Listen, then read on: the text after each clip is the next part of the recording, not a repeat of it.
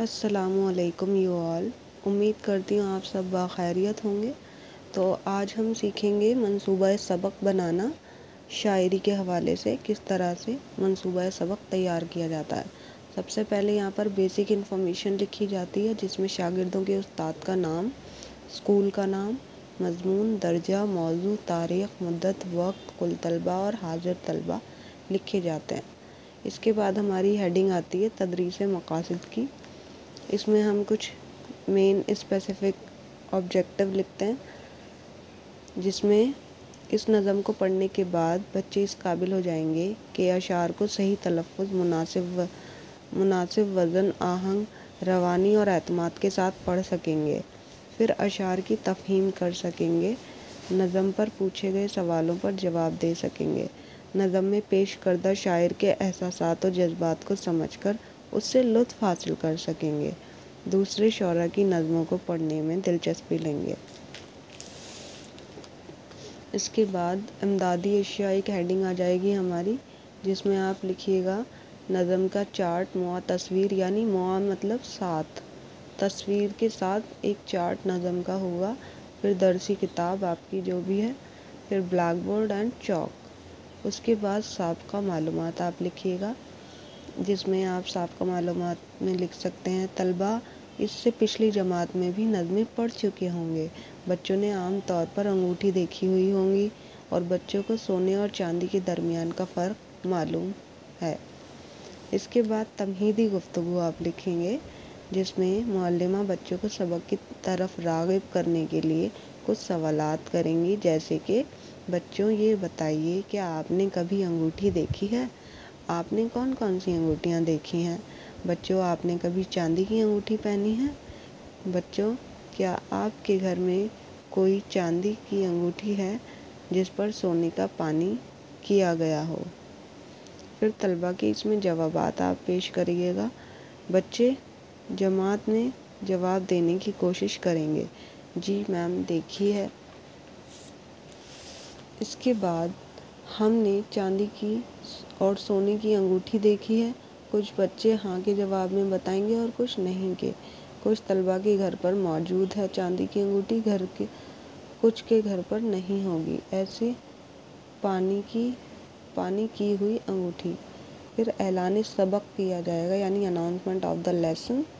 پیارے بچوں، آج ہم انگوٹھی سے متعلق ایک نظم پڑھیں گے۔ اس نظم کا نام ہے ملمہ کی انگوٹھی، اور اس کا پھر ہم یہاں پر متن پیش کریں گے، یعنی ٹیکسٹ، جو بھی ٹیکسٹ ہے وہ آپ پیش کریے گا۔ پھر میں نے یہاں پر اس کو کر دیا ہے، آپ دیکھ سکتے ہیں۔ پھر معلمہ کی بلند خوانی کی جائے گی۔ نظم کے اشعار کو معلمہ بلند آواز میں درست تلفظ اور وزن و آہنگ کے ساتھ اس طرح پڑھ کر سنائیں گی کہ طلبہ لطف اندوز ہو سکیں۔ پھر طلبہ کی بلند خوانی کی جائے گی۔ معلمہ کچھ طلبہ سے فرداً بلند خوانی کرائیں گی، انہیں ہدایت دی جائے گی کہ وہ تلفظ، روانی، وزن و آہنگ کا خیال رکھتے ہوئے اشعار پڑھیں۔ پھر تلفظ کی مشق آ جاتی ہے۔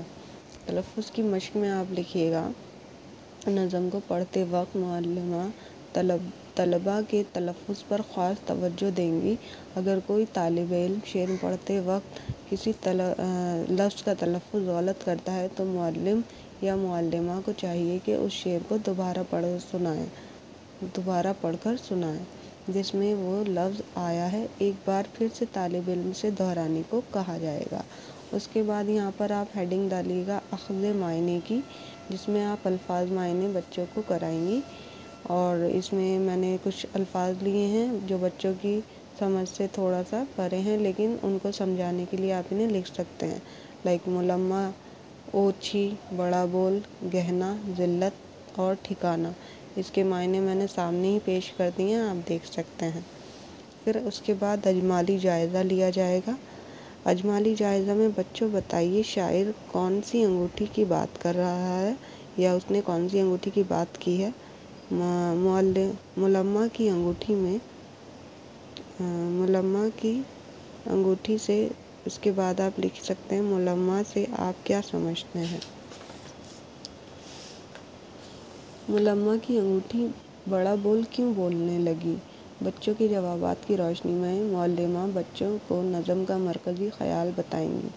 بچوں، اس نظم میں شاعر نے ان لوگوں کے بارے میں بتانے کی کوشش کی ہے جو جھوٹے ہو کر سچوں کا مذاق اڑانے کی کوشش کرتے ہیں اور بالآخر وہ پچھتاتے ہیں۔ اس کے بعد ہیڈنگ ڈالیے گا تفصیلی جائزہ۔ تفصیلی جائزہ میں ڈیٹیلڈ پورا ساری چیزیں سامنے آتی ہیں، تو معلمہ تشریح و تفریح کا سامان کا کام طلباء کے اشتراک کریں گی اور ایسے سوالات ترتیب دیں گی جس کے جوابات سے اشعار پڑھ لیے جائیں گے، جیسے میری سی چمک ہے اس میں نہ میری سی دمک ہے، چاندی ہے کہ رانگ مجھے اس میں بھی شک ہے۔ بچوں، اس شعر میں شاعر کیا کہنا چاہتا ہے؟ بچوں، معلمہ کی انگوٹھی کو کیا جواب ملا؟ پھر بچوں سے استحسان شعر پوچھا جائے گا، یعنی اس اسٹیپ یا قدم کے تحت بچوں کو دھیان شعری محاسن کی طرف دلایا جائے گا اور ان سے معلوم کیا جائے گا کہ بچوں، آج آپ کو پڑھتے ہوئے نظم میں سے کون سا شعر اچھا لگا اور کیوں؟ پھر اعادہ یا غور کرنے کی بات۔ انسان کو کبھی بھی اپنی وقت، اپنی حقیقت نہیں بھولنی چاہیے۔ وہ کتنا بھی زندگی میں کامیاب ہو جائے، اپنوں کے ساتھ کبھی منہ نہیں موڑنا چاہیے۔ ہمیں کبھی بھی دوسروں پر انگلی اٹھانے سے پہلے اپنے سچے ہونے کا معاوضہ کرنا چاہیے۔ اس کے بعد آپ گھر کا کام لکھیے گا۔ گھر کے کام میں آپ بچوں کو اس طرح سے ورک دے سکتے ہیں: آج کے پڑھے ہوئے اشعار کو اپنی کاپی میں لکھ کر لائیں۔ اور دوسرا سوال آپ دے سکتے ہیں: درسی کتاب میں دی گئی تصویر کو کاپی میں بنائیے اور رنگ بھریے۔ پھر اس کے بعد طرز عمل جرنل یعنی بیہیورل جرنل آپ بنائیے گا۔ اس کے بعد یہاں پر نگراں کی منظوری اور نگراں کی رائے یعنی سپروائزرز ریمارک آپ لکھیے گا۔ دیکھنے کے لیے شکریہ اور سبسکرائب کرنا نہ بھولیں۔ Thank you.